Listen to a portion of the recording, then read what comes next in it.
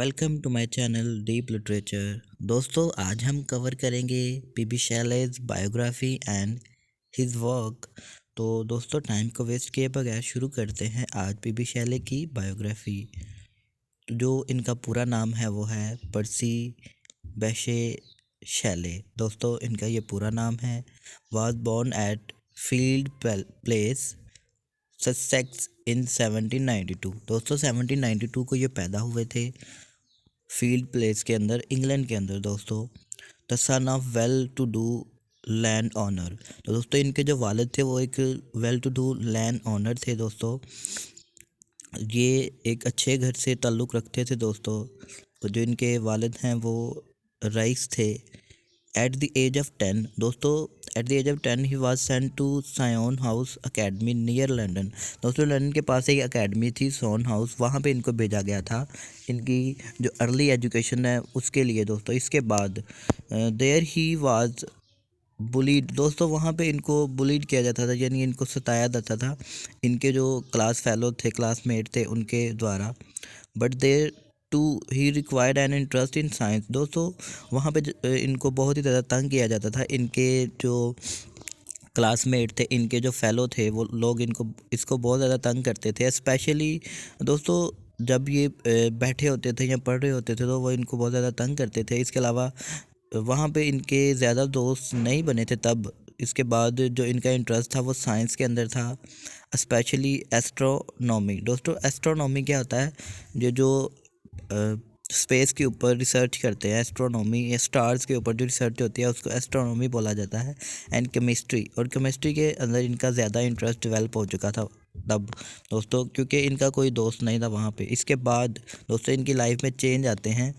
इन 1704 Shelley entered eaten college. दोस्तों, eaten college के अंदर इनकी लाइफ का जो डिसिप्लिन है बिल्कुल ही चेंज होने वाला है। दोस्तों, जब ये 1804 के अंदर ईटन कॉलेज में आते हैं, वहाँ पे इनको एक टाइटल मिला था। दोस्तों, आपको पता होना चाहिए वो टाइटल क्या है, तो आपको ये जहन में रखना है, ये पूछा जा सकता है। दोस्तों, ही नोन एज मैड शैले। दोस्तों, इनको वहाँ पे मैड शैले बोला जाता था इनके बिहेवियर की वजह से। दोस्तों, इनके रहन सहन की वजह से, इनकी बातचीत की वजह से इनको वहाँ पे, और दोस्तों, लोग इनको मैड शैले के नाम से जानते थे। आपको पता होना चाहिए कौन सा टाइटल मिला था इनको और कौन से कॉलेज में मिला था। तो ईटन कॉलेज के अंदर दोस्तों इनको मैड शैले का टाइटल मिला था।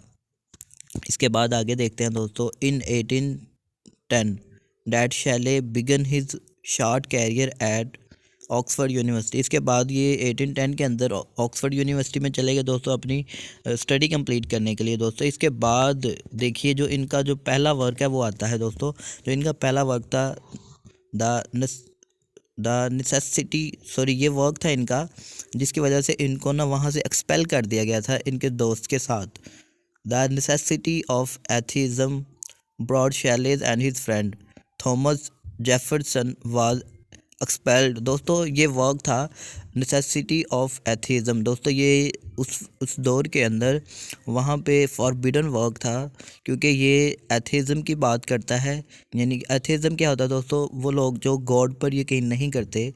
तो दोस्तों, ये इनका वर्क था इनके दोस्त के साथ मिलकर ऑक्सफोर्ड यूनिवर्सिटी के अंदर। तो इनको वहाँ से एक्सपेल कर दिया गया था, इनको वहाँ पे बुलाया गया था हेडमास्टर के द्वारा। तो इनसे ये पूछा गया था कि ये वर्क आपने लिखा है, तो इन्होंने साफ साफ इनकार कर दिया था कि ये वर्क मैंने नहीं लिखा। तब इस पे इन्वेस्टिगेशन की गई और पता चला कि ये वर्क पीबी शैले और इनके दोस्त थॉमस जेफरसन ने मिलके लिखा है। तब इन दोनों को दोस्तों वहाँ से एक्सपेल कर दिया गया था। तो आफ्टर हिज एक्सप्लेजन, दोस्तों, जब वहाँ से निकले थे, जब वहाँ से इनको निकाल दिया गया, तो इसके बाद क्या हुआ? ही एलोप्ड।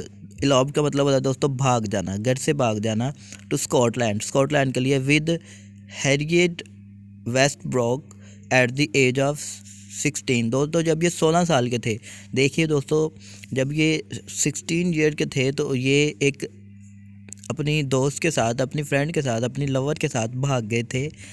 हैरियट वेस्टब्रोक के साथ मिलके भाग गए थे स्कॉटलैंड की तरफ। दोस्तों, जिसकी वजह से इनके जो वालिद थे बहुत ज़्यादा गुस्सा हुए थे और इनको डिसऑनर करने की कोशिश की थी, कि इनको जायदाद से खारिज कर दिया गया था दोस्तों। और इनकी जो कंडीशन है अब बहुत ही ज़्यादा मिजरेबल होने वाली है दोस्तों। In July 1814 when he allowed to the continent with Mary.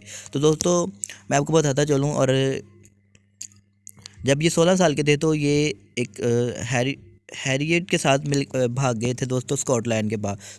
तो वहाँ पे इनकी जो मैरिज लाइफ थी वो ज़्यादा अच्छी नहीं थी, ठीक है। इन दोनों में झगड़े वगैरह होते थे दोस्तों। इनकी जो बेसिकली इनका जो फाइनेंस था वो बहुत ज़्यादा इशू बन चुका था। इनके पास पैसे नहीं थे खाने के लिए भी दोस्तों, और ये लोगों से पैसे उधार मांगते थे दोस्तों। इसके बाद क्या हुआ कि इन दोनों के दरमियान जो रिलेशन था बहुत ज़्यादा ख़राब होना शुरू हो गया दोस्तों। इसके बाद क्या होता है कि जो हमारे पीबी शैले हैं, ये गॉडविन के पास जाते हैं। विलियम गॉडविन एक राइटर हैं दोस्तों, बहुत ही ज़्यादा फेमस। उनके साथ इनकी कोलैबोरेशन होती है।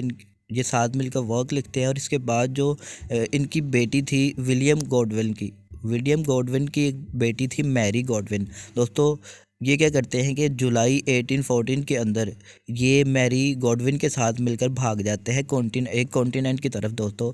The daughter of radical philosophical philosophe philosopher William Godwin. मैंने आपको बताया कि ये विलियम गॉडविन जो थे वो एक राइटर थे दोस्तों, पोइट थे, ऑर्थर थे। तो जिनका एक ये फेमस वर्क है पॉलिटिकल जस्टिस, ये उनका एक बहुत ही ज़्यादा इंपॉर्टेंट वर्क है। वहाँ पे यहाँ पे मेंशन कर दिया है मैंने दोस्तों, ताकि आपको पता हो।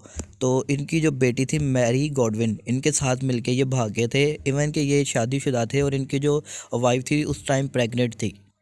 जो हैरियट वेस्ट प्रोक थी, ये उस टाइम प्रेग्नेंट थी दोस्तों। तो ये मैरी गॉडविन के साथ मिलकर भाग गए थे, जिसकी वजह से जो विलियम गॉडविन थे बहुत ज़्यादा गुस्सा थे दोस्तों। इन स्विट्ज़रलैंड दोस्तों, इसके बाद इनकी जो लाइफ थी वो बहुत ही ज़्यादा, अब समझ लो कि फाइनेंशियल इनको प्रॉब्लम थी। और मैरी गॉडविन और पीबी शैले ये अपने पम्फलेट बेचा करते थे दोस्तों, रोड के ऊपर खड़े होके। इसके बाद इन्होंने एक विज़िट किया था इन सभी ने मिलकर स्विट्ज़रलैंड की तरफ दोस्तों, जहाँ पे ये मिलते हैं लॉर्ड बैरन से दोस्तों। जो पिछली वीडियो मैंने की है लॉर्ड बैरन के ऊपर, आप चाहें तो वो देख सकते हैं। शैले जो हैं वो लॉर्ड बैरन से मिलते हैं स्विट्ज़रलैंड के अंदर, और वहाँ पे two developed a warm friendship with lasted until Shelley death. तो दोस्तों इनकी जो फ्रेंडशिप है वो इनकी डेथ तक रहती है दोस्तों। ये बहुत ही ज़्यादा। और आपको बताता चलूँ कि ये जो वहाँ पे एक मंथ रहते हैं स्विट्ज़रलैंड के अंदर दोस्तों, तो कहा जाता है कि ये पीबी शैली की लाइफ के हैप्पीएस्ट डे थे जब ये लॉर्ड बैरन के साथ मिलकर रहते थे। तो वहाँ पे लॉर्ड बैरन जो थे वो शैले की वाइफ मैरी गॉडविन, इनकी एक कज़न थी, उनके साथ इनका अफेयर चलता है दोस्तों। क्लेयर उनका नाम था, जिनके साथ इनका अफेयर चलता है लॉर्ड बैरन का दोस्तों। The month that they spend together in Switzerland were among the happiest in Shelley's life. तो दोस्तों आपको बताता चलूँ कि ये इनकी लाइफ के हैप्पीएस्ट डे थे दोस्तों। इसके बाद on December 29, 1860 he legalized his association with Mary by marrying her. तो दोस्तों इसके बाद 1816 के अंदर 1816 के अंदर इन्होंने शादी कर ली दोनों ने, मैरी गॉडविन ने और इसके पीबी शैले ने दोस्तों शादी की थी इतने सालों बाद। ये भागे थे 1814 के अंदर, यानी 2 साल के बाद इन्होंने शादी की थी। The body of Shelley was सिमरेटेड। दोस्तों आपको बताता चलूँ कि इसके बाद इनकी लाइफ जो थी बहुत, इन्होंने वर्क लिखे, बहुत सारी सोनेट्स लिखी हैं दोस्तों इस दौरान। और इम्पोर्टेंट वर्क मैं आपको बताता चलूँगा दोस्तों। और आपको बताता चलूँ कि इसके बाद ये दोनों, जो इनकी पहली वाइफ थी पीबी शैले की, उन्होंने सुसाइड कर लिया। और इसके बाद ये मैरी गॉडविन और पीबी शैले दोनों मिलकर रहना शुरू हो गए दोस्तों। इसके बाद ये एक विज़िट के लिए निकले थे, ये और इनके दोस्त, पीबी शैले और इनके दोस्त एक विज़िट के लिए निकले थे। और उन्होंने एक बोट ली थी दोस्तों। आपको बताते चलूँ कि एक वो जो बोट थी उसको स्टॉर्म की वजह से वो बोट रैक हो चुकी थी, टूट चुकी थी। और दोस्तों आपको बताता चलूँ कि इनके जो दोस्त थे उनकी भी डेथ हो गई थी, और ये जो हमारे पीबी शैले है इनकी भी डेथ हो चुकी थी उस time. The body of Shelley was cremated और दोस्तों इनकी जो बॉडी है वो 8 दिन के बाद मिली थी, और इनके जो जिनका जो सर था और इनके हाथ जो थे वो किसी जंगली जानवर जो थे वो खा चुके थे। और दोस्तों इनकी पॉकेट से एक डायरी मिली थी जिसके ऊपर जॉन कीट की पोइट्री लिखी हुई थी। The body of Shelley was cremated and the ashes buried in the Protestant cemetery in Rome, not far from the grave of Keats। तो दोस्तों इनकी जो बॉडी थी उसको कीट की ग्रेव के साथ ही दफनाया गया था दोस्तों, वहाँ पे बरिड किया गया था। और आपको बताता चलूँ कि इनकी जो बॉडी थी उसको जलाया गया था दोस्तों, और बाद में इनको बरिड किया गया था। इनकी जो एशेज थी, इनकी जो राख थी, उसको कीट की ग्रेव यार्ड के साथ साथ ही दफनाया गया था दोस्तों। और इनके लिए जो इम्पोर्टेंट जो बहुत ही ज़्यादा इम्पोर्टेंट कमेंट्स हैं वो आपके सामने हैं दोस्तों। Who called Shelley a beautiful but ineffectual angel beating with the void his luminous wings in vain. तो दोस्तों ये मैथ्यू एनरोल्ड ने इनके लिए कहा था दोस्तों। तो यूजीनो नील ने कहा था दोस्तों, some of the finest poetry of the romantic period. तो दोस्तों ये कहा था इन्होंने, जो पीबी शैले की पोइट्री है वो सबसे फाइनेस्ट पोइट्री है दोस्तों रोमांटिक एज के अंदर, रोमांटिक पीरियड के अंदर। तो चलिए दोस्तों इनके वर्क को देखते हैं। ये वर्क इनके आपके सामने है दोस्तों। जो इनका पहला वर्क था दोस्तों, दोस्ट्रोजी वाज पब्लिश इन 1810 के अंदर इनका ये पहला वर्क आया था। इसके बाद इनका जो सेकंड वर्क था द नेसेसिटी ऑफ एथेज़म 1811 के अंदर दोस्तों। ये मैंने डेट मेंशन की है तो ताकि आपको प्रॉब्लम ना हो दोस्तों। ओzymandias ये इनकी पोइम है दोस्तों, 1818 के अंदर आई थी। और to the west wind, this is very important poem by him, तो इसको हम अपलोड भी करेंगे दोस्तों ताकि आपको ईजी हो। 1819 के अंदर दोस्तों ये पब्लिश की गई थी। टू अ स्काईलार्क 1820 के अंदर ये पोइम आई थी दोस्तों। द क्लाउड, इसके बाद द मेनोर्की of the mask of anarchy दोस्तों 1819 के अंदर। और दोस्तों ये बहुत ही ज़्यादा इंपॉर्टेंट पोइम है, hymn to the intellectual beauty, this is very very much important. और दोस्तों इसकी डेट आप नोट कर सकते हैं। इसके बाद रोजालैंड एंड हेलन, इसके बाद एलेस्टर 1816 के अंदर द रिवोल्ट ऑफ इस्लाम।